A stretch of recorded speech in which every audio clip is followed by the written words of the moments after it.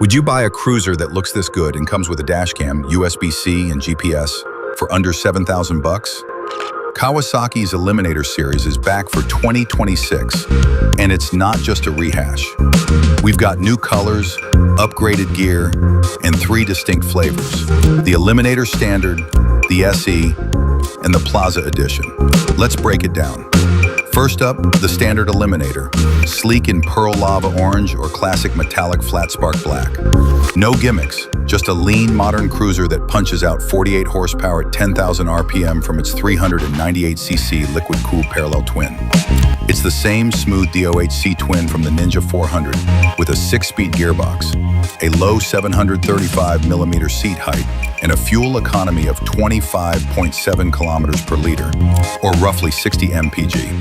Perfect for urban riders who crave confidence and control. Then there's the SE, stepping things up with premium touches. A 2-tone leather seat, fork gaiters, headlight cowl, and a front and rear Mitsubishi Sanko dashcam system with GPS. It even packs a USB-C power port, ready for the connected rider.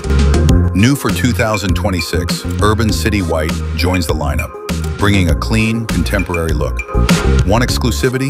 Meet the Plaza Edition, a special red-on-black color scheme, same tech as the SE, but sold only through Kawasaki Plaza dealerships in Japan. It's got all the gear, dashcam, USB-C, but keeps the design closer to the Standard. And the price tags?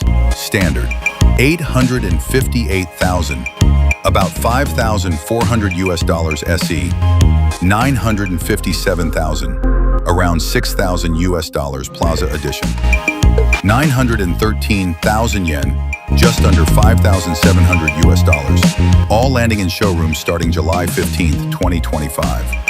The Eliminator's relaxed frame, modern tech, and accessible design made it the best-selling 251 to 400cc cruiser in Japan for 2024. And for 2026, it's only getting better. So which Eliminator fits your ride style? The clean Standard, the feature-packed SE, or the rare Plaza?